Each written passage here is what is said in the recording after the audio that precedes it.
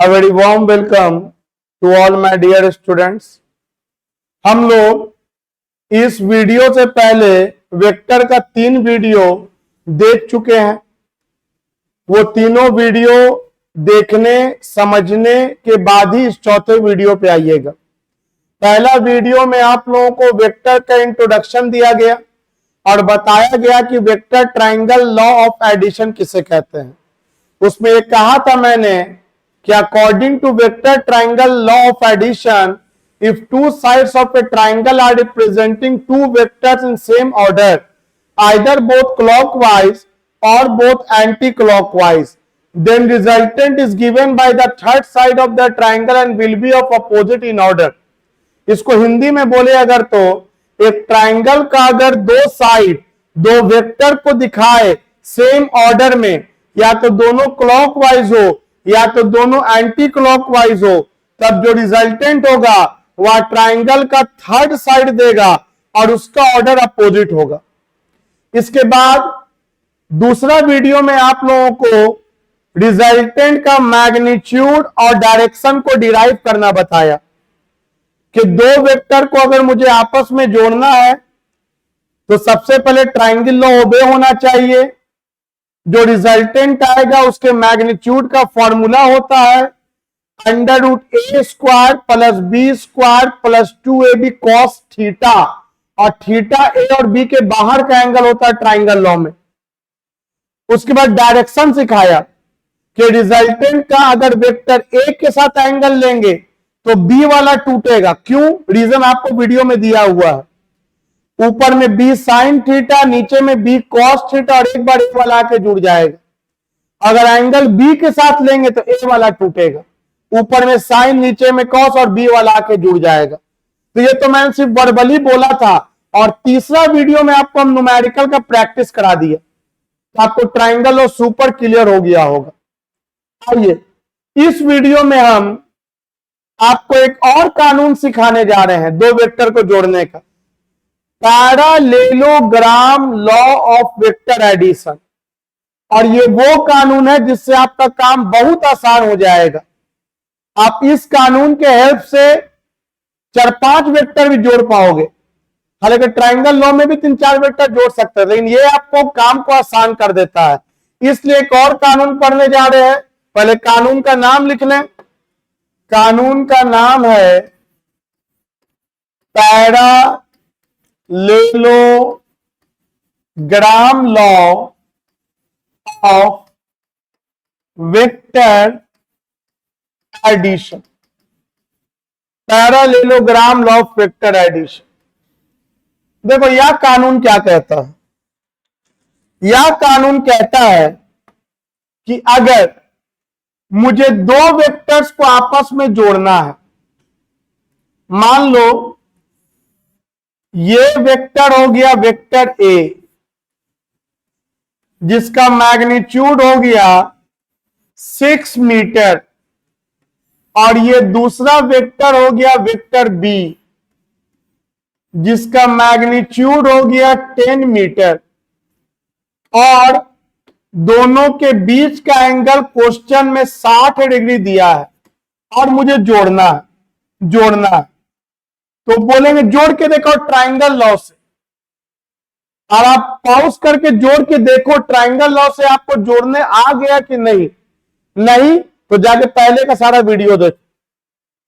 तो triangle law में के अनुसार पहले दोनों का हम ऑर्डर चेक करेंगे। तो आप ऑर्डर चेक करो, तो ये हो जा रहा है मेरा क्लॉकवाइज, ये हो जा रहा है एंटी क्लॉकवाइज। ना नहीं जुड़ेगा सर, नहीं जुड़ेगा। तो एक काम करते हैं, हम इस वेक्टर को उठा के यहां से आगे रख सकते हैं ना, और उठा के आगे रख देने के बाद इन दोनों का जो ऑर्डर है वह सेम हो जाएगा और ये रिजल्टेंट ड्रॉ हो जाएगा। और फिर आपको पता है कि कैसे कैसे कैलकुलेशन करते हैं। लेकिन अब आपके पास अगर ये लॉ का भी आइडिया है तो देखो आपको इतना मेहनत नहीं करना पड़ेगा। Parallelogram law of vector addition कहता है कि अगर आपके पास एक पैरालेलोग्राम है, मैं हिंदी में लिख दे रहा हूं, parallelogram law of vector addition कहता है अगर आपके पास एक पैरालेलोग्राम है जिसका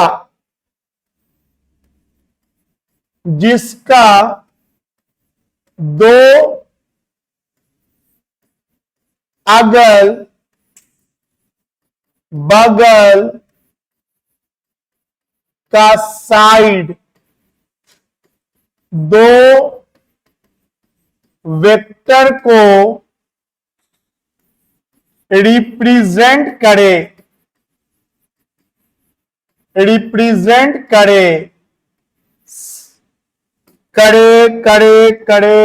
सेम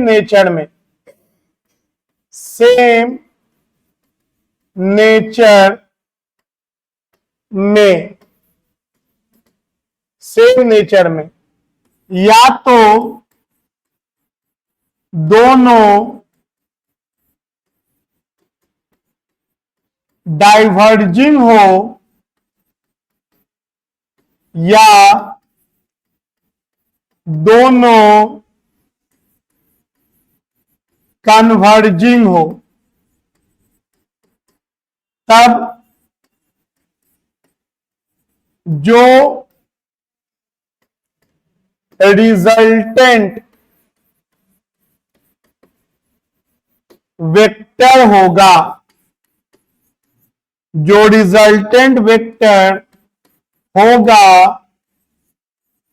उसका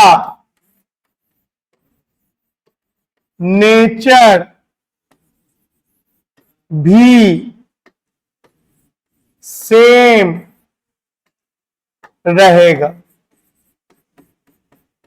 ये आपको याद थोड़ी करना है भाई, आप थोड़ी याद किए होगे ब्लैक मतलब काला होता, व्हाइट मतलब उजला होता, बचपन में भले याद किए होगे, अभी के डेट में आप देखते हैं आपको याद हो जाता है, सोचे नहीं पड़ता है। तो ये याद नहीं करना है, ये ट्रायंगल लॉ आपको याद नहीं करना, आपको याद करते करते हम कान में घुस गया कि एक ट्रायंगल लॉ को जो यूज करना है तो दो वेक्टर होना चाहिए, दोनों का ऑर्डर सेम होना चाहिए, या तो दोनों क्लॉक या तो दोनों एंटी क्लॉक, तो जो रिजल्टेंट होगा वो ट्रायंगल का थर्ड साइड देगा और उसका ऑर्डर अपोजिट होगा। आपको दिख रहा है ट्रायंगल ऑर्डर, आप बोल दिए, उसी तरह आपको ये दिखना चाहिए। और क्या दिखना चाहिए, देखो parallelogram law of vector addition कहता है अगर आपके पास एक पैरालेलोग्राम है तो सर यहां पैरालेलोग्राम कहां बना सर, दो साइड से थोड़ी बनेगा। एक काम करो, क्या हम वेक्टर का फोटो कॉपी कर सकते हैं? बोलेंगे हां सर, इस वेक्टर का फोटो कॉपी कर दीजिए इधर। ये कौन हो गया? Vector B. शर्त है कि मैग्नीट्यूड भी वही हो, लंबाई और डायरेक्शन भी वही हो। इज इट ट्रू और फॉल्स? ये सही है या गलत? ऐसा किया जा सकता है कि नहीं? बोलेंगे बिल्कुल कर सकते हैं सर, और ये दोनों सेम ही वेक्टर ना है भाई, मैग्नीट्यूड भी सेम और डायरेक्शन भी सेम। चलो वेक्टर ए को उठा के यहां रख दो। कुछ लोग सोचता उठा के रख देंगे तो यहां तो गायब हो जाएगा। अरे फोटोकॉपी करो ना यार, फोटोकॉपी करो, एक और वेक्टर ए यहां बना दो। अरे बना दिया यहां पे वेक्टर ए, अरे दिखा तुम लोगों को रे वेक्टर ए।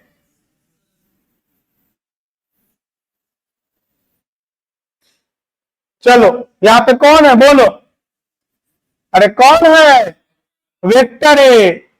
यहां पर नाम पड़ गया मान लो पी सी डी एन, चारों कोना का नाम दे दिया पी सी डी एन। अब जो तुमको दिखेगा वही सब खाली बोलना है। कितने लोगों को ये सर्किल दिखा? अरे सर्किल दिख रहा है, हाँ या ना बोलना। सर्कल दिख रहा है, ये सर्कल कुछ लोगों को दिख भी रहा है, जाके आंख का इलाज कराओ रे। पैरालेलोग्राम है, हम बोलेंगे हाथी दिख रहा है, हाँ हाथी हाथी दिख रहा है। बस तुम लोग वाला खेलते हैं ना, हाथी उड़, कौवा उड़, मैना, तो वो सब उड़ा देगा और खाली तुम लोग पिटाएगा उसमें, है ना। अरे काची का फोटो है, सर्किल का कि पैरालेलोग्राम का है? ये पैरालेलोग्राम का फोटो है। और पैरालेलोग्राम का दो अगल बगल का साइड दो वेक्टर को दिखा रहा है। चेक करो तो, हाँ सर, अगल बगल, ई हुआ अगल, ई हुआ बगल, ई अगल बगल का साइड दो वेक्टर को दिखा रहा है। और दोनों का खास सेम होना चाहिए, नेचर, ऑर्डर नहीं, नेचर। और नेचर का मतलब समझो, यहां नेचर का मतलब होता है, नेचर का मतलब होता है या तो दोनों डाइवर्जिंग हो या दोनों कन्वर्जिंग। कन्वर्जिंग मतलब एक जगह आना और डाइवर्जिंग मतलब एक जगह से जाना। ये कौन सा नेचर कहलाएगा? ये कहलाएगा डाइवर्जिंग नेचर। और ये कौन सा नेचर कहलाएगा? ये कहलाएगा कन्वर्जिंग नेचर। तो देखो यहां P पर आ जाओ, बताओ P से वेक्टर ए आ रहा है कि जा रहा है? तो अगर हम P से देखें तो वेक्टर ए जा रहा है, और वेक्टर B को देखें तो वेक्टर B भी क्या कर रहा है? जा रहा है। वेक्टर B भी जा रहा है। तो बताओ इस पैरालेलोग्राम का पहला लाइन क्या लिखा है? Parallelogram law of vector addition कहता है अगर आपके पास एक पैरालेलोग्राम है जिसका दो अगल बगल का साइड, अगल बगल का साइड दो वेक्टर को रिप्रेजेंट करे, कांचे में सेम नेचर, या तो दोनों डाइवर्जिंग हो या दोनों, तो तुम हमको बताओ क्या ये दोनों का नेचर सेम मिला कि नहीं मिला? यस, जो दिख रहा वही बोलेंगे। तो मेरे को साफ साफ दिखा कि ये भी डाइवर्जिंग है और ऊपर वाला भी कौन है? ये भी डाइवर्जिंग है। और तुम कहां से देख रहे हो? P से देख रहे हो। आगे क्या लिखा है? अगर दोनों का नेचर सेम हो तब रिजल्टेंट वेक्टर खींचेंगे और उसका भी नेचर सेम रहेगा। और सबसे इंपॉर्टेंट लाइन, और वह डायगोनल ऑफ पैरालेलोग्राम के द्वारा दिया जाएगा। डायगोनल ऑफ पैरालेलोग्राम के द्वारा दिया जाएगा। अब बताओ कितने लोग इसका डायगोनल खींच सकते हो? P पॉइंट से डायगोनल? तो बोलेंगे सर बिल्कुल खींच सकते हैं। यहां से यहां एक लाइन खींच दिया, इसी को ना डायगोनल कहते हैं। अगर नहीं आता डायगोनल किसको कहते हैं तो सीख लिया, ई कोना से ई कोना। और इसका भी नेचर क्या रहेगा? सेम। सेम मतलब ये डाइवर्जिंग था, ये डाइवर्जिंग था, तो ये भी क्या होगा? और यही क्या कहलाएगा? रिजल्टेंट वेक्टर कहलाएगा। ये रिजल्टेंट वेक्टर कहलाएगा। अब पैरेललोग्राम का ये साइड दिखे चाहे ना दिखे, कोई दिक्कत? आप ऐसा भी फिगर बनाओगे तो चलेगा। मतलब रिजल्टेंट दो वेक्टर के बीच से निकाल देना। असल में ये डायगोनल है। आपको डिटेल बता रहे हैं तो पूरा पैरेललोग्राम बना रहे हैं। ऐसे आने वाले फ्यूचर में आपको बस ये तीन वेक्टर ही को फिगर में दिखता है। तो चलो फिर से एक बार पढ़ते हैं। बिल्कुल टफ और भारी नहीं है, बस बात यह है कि पहली बार पढ़ रहे हो और ये वो सब चीज पढ़ रहे हो जो आपको हम बार बार याद दिला रहे हैं। ABCD की तरह आसान बना लेना और बन जाएगा।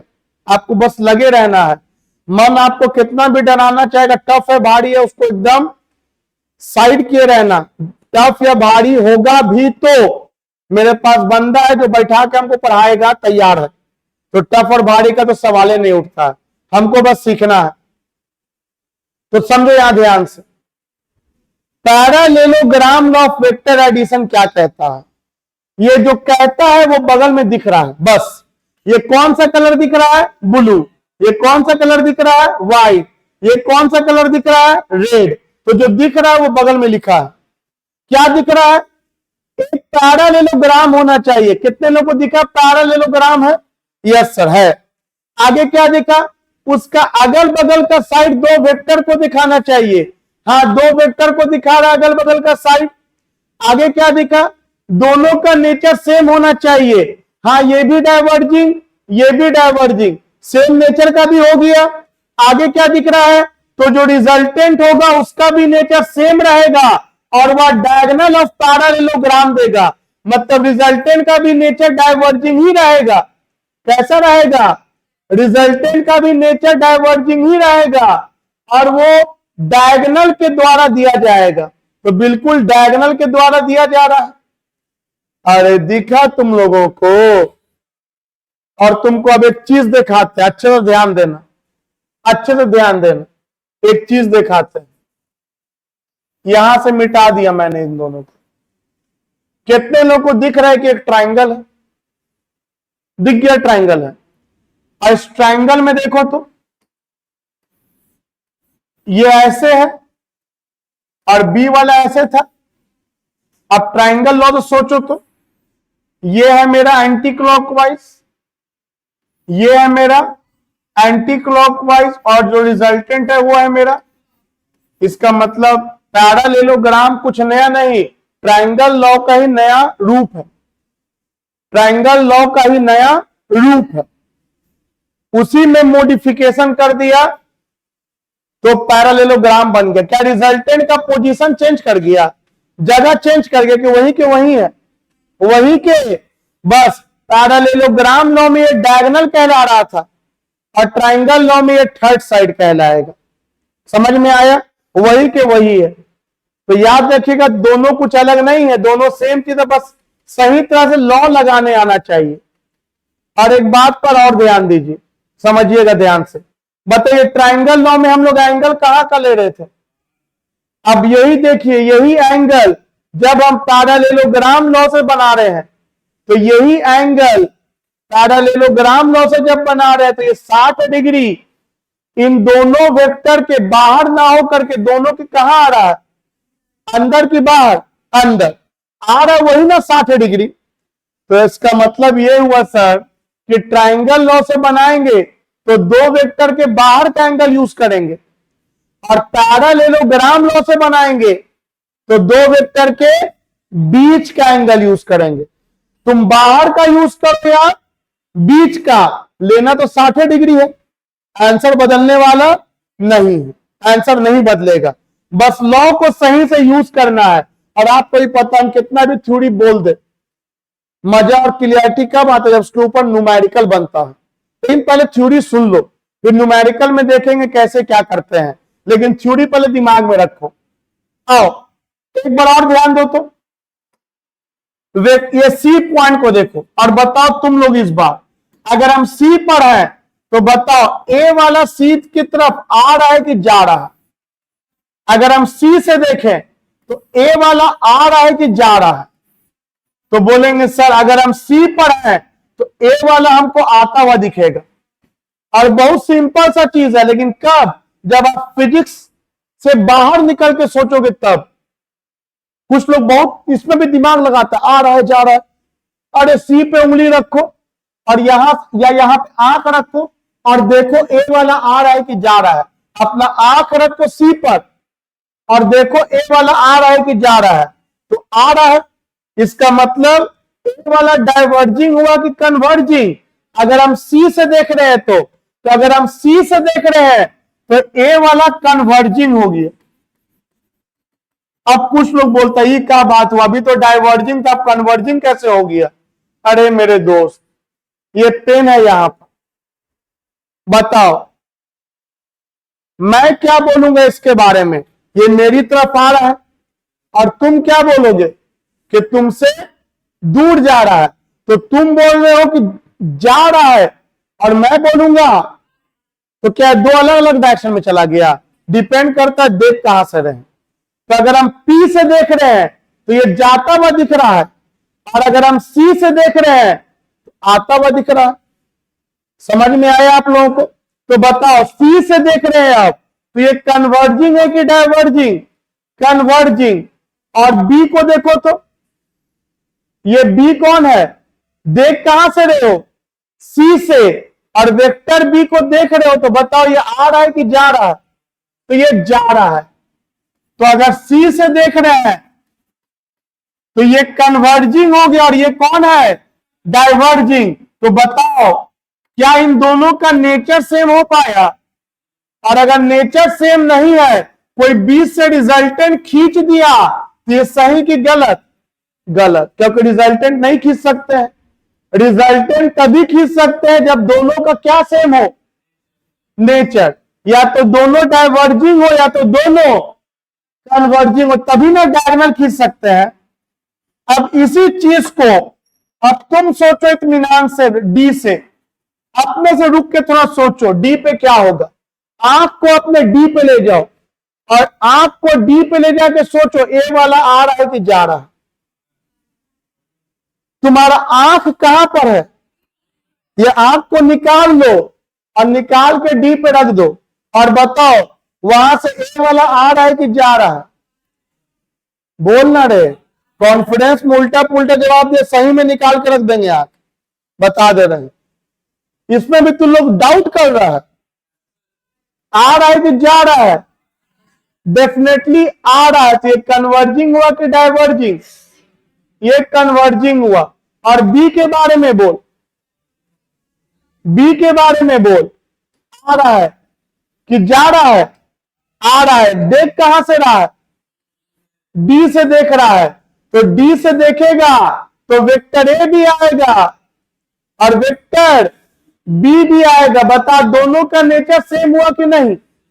और दोनों का नेचर अगर सेम हो गया तो रिजल्टेंट कहां से निकलेगा? दोनों के बीच से। और इसका भी नेचर क्या होगा? कन्वर्जिंग की डाइवर्जिंग? तो तुम रिजल्टेंट देख के बताओ, डी डी पर आंख रख और आर के बारे में बोल, आर आ रहा है कि जा रहा है? तो बता ये भी कन्वर्जिंग हो गया। एक बात बताओ, क्या इसको कन्वर्जिंग बनाने के लिए हमको इसको उल्टा मुंह करे पड़ा? नहीं है, वहीं पर बस बोलने का तरीका खाली चेंज हो रहा है। तो बोलो तुम लोगों ने क्या सीखा? पैरेललोग्राम लो ओबे होने के लिए क्या सेम होना जरूरी है? ऑर्डर या नेचर? नेचर। या तो दोनों डाइवर्जिंग हो या तो दोनों कन्वर्जिंग हो, तो जो रिजल्टेंट होगा उन दोनों के बीच से निकलेगा, डायगोनल होगा और उसका भी नेचर सेम होगा। उसका भी नेचर और एंगल जो लेंगे कैलकुलेशन में दो वेक्टर के बाहर का लेंगे या बीच का लेंगे? बीच का एंगल लेंगे। बीच का एंगल लेंगे, चाहे कन्वर्जिंग हो या दोनों डाइवर्जिंग हो। इतना बात आप लोगों को समझ में आया? आओ इसको अंग्रेजी में क्या बोलेंगे? बोलो बोलो। According to parallelogram law of vector addition, क्या बोला? According to parallelogram law of vector addition, vector addition, if two adjacent मतलब होता है अगल बगल, if two adjacent sides of parallelogram are representing, क्या रिप्रेजेंट कर रहा है? Two vectors in same nature, either both diverging or both converging, then resultant vector is given by, किसके द्वारा रिजल्टेंट दिया जाता है? डायगोनल ऑफ पैरालेलोग्राम, और उसका नेचर क्या रहेगा? एंड विल बी ऑफ, कैसा नेचर? Same nature. और यही ना उस हिंदी का अंग्रेजी हो गया। बताओ अंग्रेजी में क्या लिखा है, बोलो।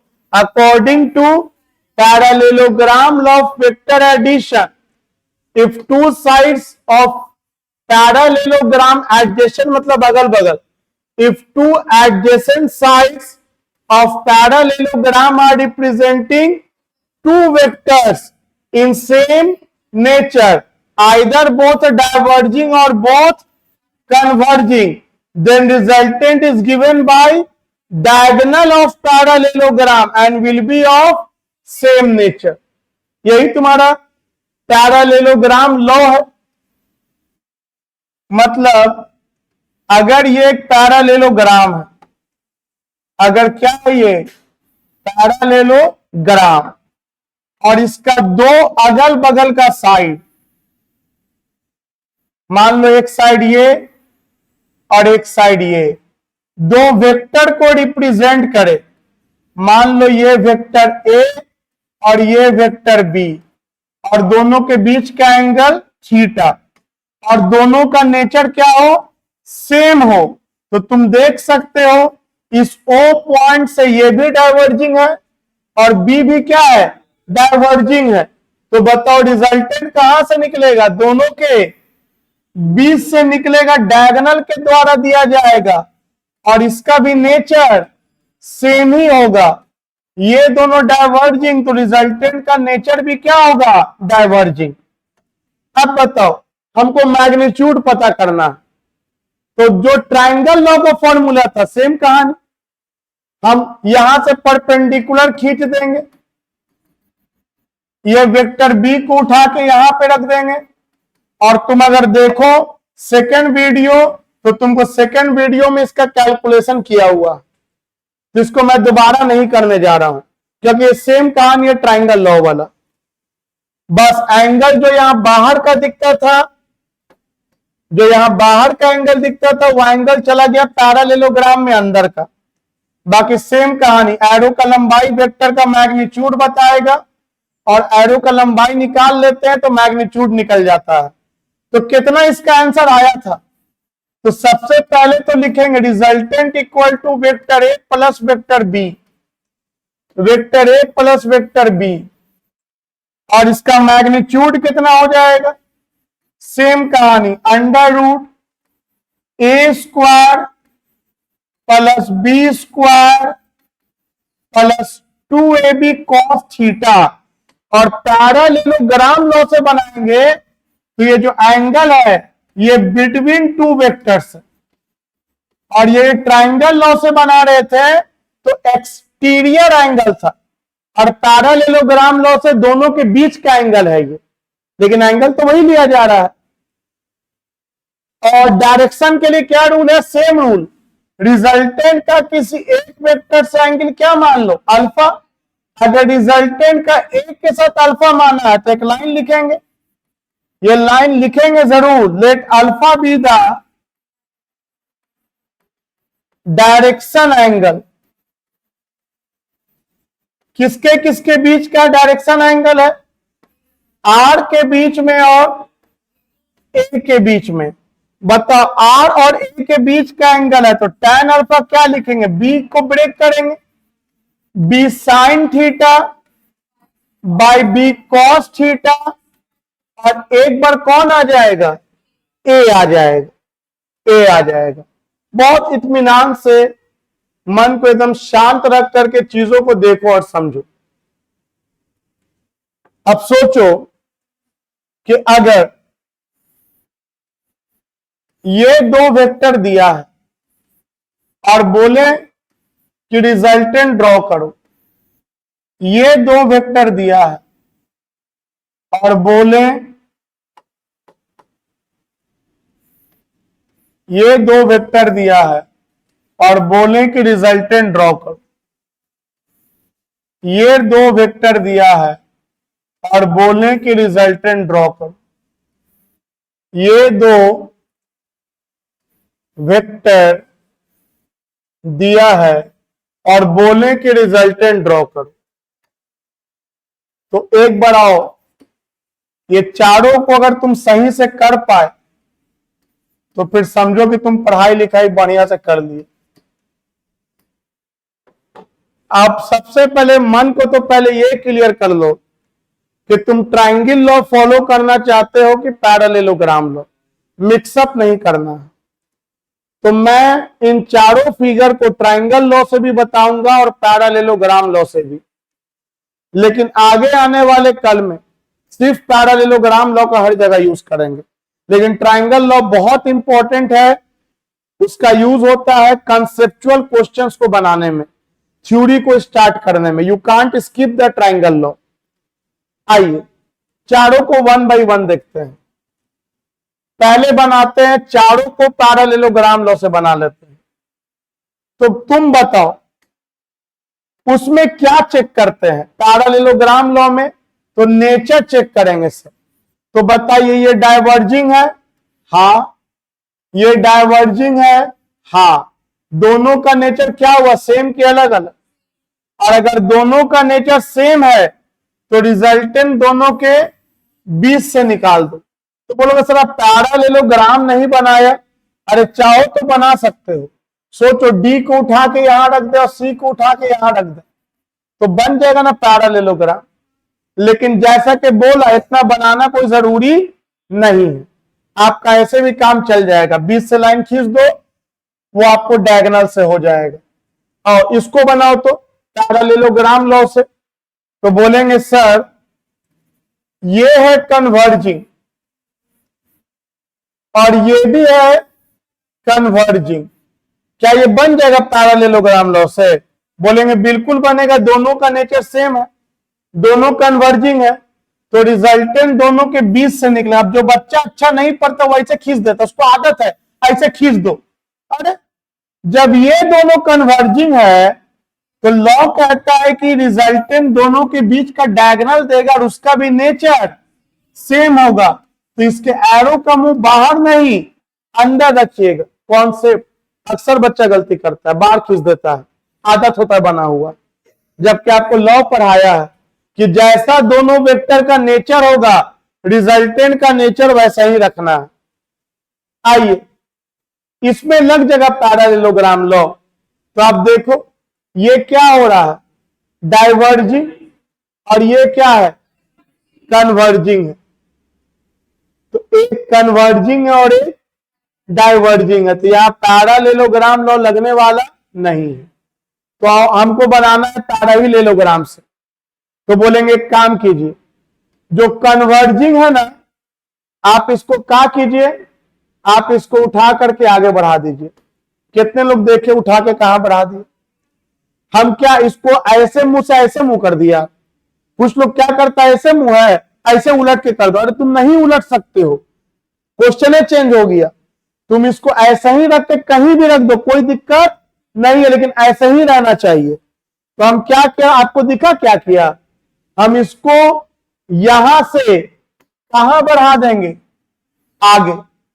कहां बढ़ा देंगे, जैसा है वैसा ही आगे बढ़ा देंगे। और अब तुम फिर चेक करो दोनों का नेचर, चेक करो ये यहां से हट गया, रहेगा भी तो दिक्कत नहीं है, आपको बस देखने सही से आना चाहिए। तो एक वेक्टर ये हो गया और एक वेक्टर ये हो गया, दिखा आप लोगों को? अब बताओ ये डाइवर्जिंग और ये भी डाइवर्जिंग, तो बताओ रिजल्टेंट कहां से निकालें? तो दोनों के बीच से निकालेंगे और इसका भी नेचर डाइवर्जिंग होगा। आप फिर देखो पैरेललोग्राम बनाना चाहते इसको उठा के यहां रख दो और इसको उठा के यहां रख दो, बन गया पैरेललोग्राम, बन गया तुम्हारा। लेकिन इतना जैसा कि बोला बनाने की जरूरत नहीं है, आप बीच से बस एक लाइन खींच दो, लेकिन आपको आना चाहिए पूरा कॉन्सेप्ट। आइए क्या यहां पैरेललोग्राम लॉ हो रहा है? बोलेंगे नहीं सर, यहां भी आप ध्यान से देखिए सर, ये जा रहा है और ये वाला आ रहा है। इस पॉइंट पर ये कन्वर्जिंग है, ये डाइवर्जिंग है। तो जो कन्वर्जिंग है उसको कहां बढ़ा दो? अरे जो कन्वर्जिंग है उसको कहां बढ़ा दो? आगे। यही ना बोल रहे बाबू, इसको उठा करके कहां बढ़ा दो? आगे बढ़ा दो। कितने लोग समझे? उठा के आगे बढ़ा दिए। बोलोगे सर ऐसा ना कर सकते हैं कि इसको उठा करके पीछे लिया, देखिए दोनों कन्वर्जिंग हो गया। हाँ ये भी कर सकते हो, तो भी गलत नहीं है, ये भी कर सकते हो। लेकिन आसान है कि जो कन्वर्जिंग है उसको आगे बढ़ा के क्या बना दो? डाइवर्जिंग बना दो, तो आपको जल्दी जल्दी काम हो जाएगा। तो जो आ रहा है उसको आगे बढ़ा दिया। अब चेक करो तो नेचर, तो ये भी डाइवर्जिंग, ये भी डाइवर्जिंग, रिजल्टेंट कहां से निकल जाएगा? दोनों के बीच से। और इसका भी नेचर क्या होगा? डाइवर्जिंग। मुझे अब इसको ट्राइंगल लॉ से अगर बनाना है, तो कितने लोगों को लगता है ट्राइंगल लॉ से बना लो? तो बिल्कुल आप बनाओगे। कैसे बनाओगे? इसको उठा करके आप यहां रख दो और चेक कर दो ट्राइंगल लॉ वैलिड हो गया कि नहीं। बोलेंगे यस सर। देखिए सर, ये है एंटी क्लॉक, ये एंटी क्लॉक, और ये जो रिजल्टेंट है ये क्या होगी? क्लॉकवाइज होगी। रिजल्टेंट का जगह बदल गया कि वहीं रहेगा रिजल्टेंट? रिजल्टेंट का क्या कोई जगह बदला कि रिजल्टेंट वहीं पे रह गया? रिजल्टेंट वहीं पे रह गया। मतलब ट्राइंगल लॉ से बनाओ चाहे पैरेललोग्राम लॉ से बनाओ, दो अलग अलग आंसर आने वाला नहीं। अगर हम उसी तरह से इसको देखें तो बताओ, इसको अगर हम बनाना चाहें ट्राइंगल लॉ से, फिलहाल तो ट्राइंगल लॉ वैलिड नहीं है क्योंकि ये इधर है और ये इधर है। तो क्या करें हम लोग? तो बोलेंगे काम कीजिए, इसको उठा करके कोना पर रख दीजिए। अब देखो तो ऐसा कर देंगे तो ट्राइंगल लॉ वैलिड हो जाएगा। ये इधर, ये इधर, तो रिजल्टेंट ऐसे हो गया तुम्हारा। और ये आपको आता है डायग्राम, हम जैसा उल्टा पुल्टा कटा छटा बना रहे हैं, आपको बेहतर ढंग से बनाना आता है और आपको बनाना अपने से चाहिए, और स्केल और पेंसिल का यूज करके, पेन का यूज करके। एक ही क्वेश्चन को आप ट्राइंगल लॉ से भी डायग्राम तैयार करो और पैरेललोग्राम लॉ से भी डायग्राम आप अपना तैयार करो। अगर आप इसको देखोगे तो ये तो पहले ही से ट्राइंगल लॉ को ओबे कर रहा था, ये इधर था और ये इधर था, तो जो रिजल्टेंट होगा वो ऐसे हो जाएगा ना। और तुम यहां पर जादू देखो, ये रिजल्टेंट को उठा के रख रहे तो सेम आ रहा है कि नहीं? ऐसा नहीं कि ट्राइंगल लॉ से अलग आंसर आएगा और पैरेललोग्राम लॉ से अलग आएगा। दोनों से आंसर और डायरेक्शन कुछ अलग आने वाला नहीं है।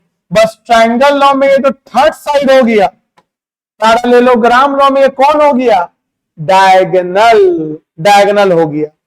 उसी तरह आप इसको देखो, ट्राइंगल लॉ से बनाना चाहते हैं, इसको उठा करके यहां रख दो, आपको ट्राइंगल लॉ से बनता हुआ दिखेगा।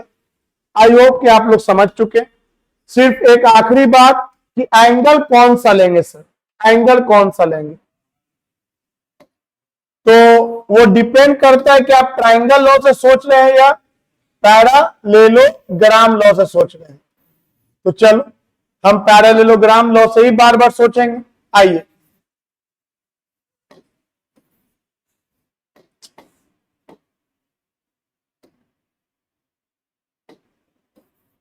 देखो रे बाबू लोग, पैरेललोग्राम लॉ से सोचो, एंगल दो वेक्टर के कहां का लेंगे?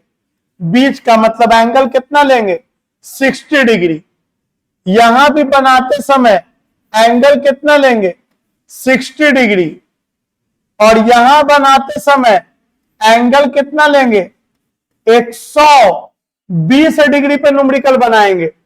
और यहां बनाते समय एंगल कितना लेंगे? 120 डिग्री।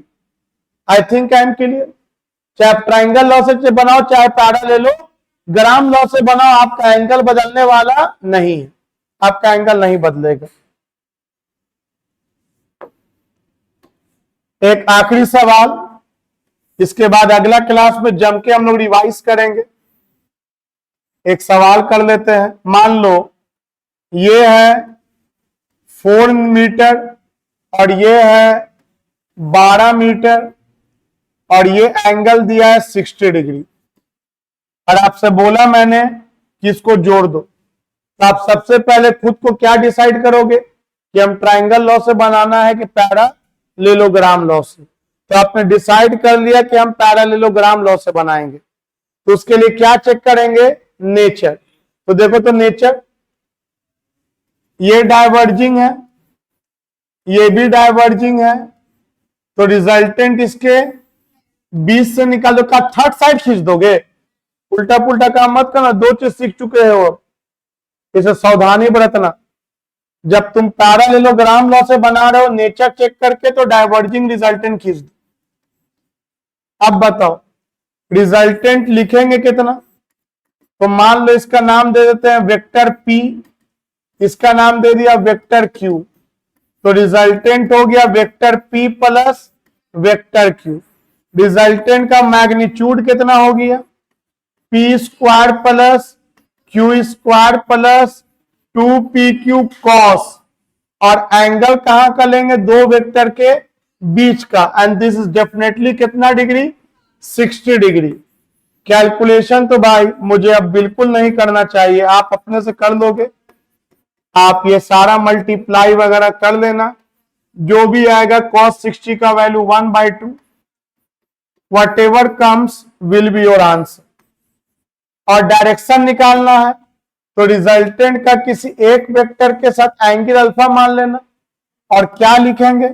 लिखेंगे लेट अल्फा बी द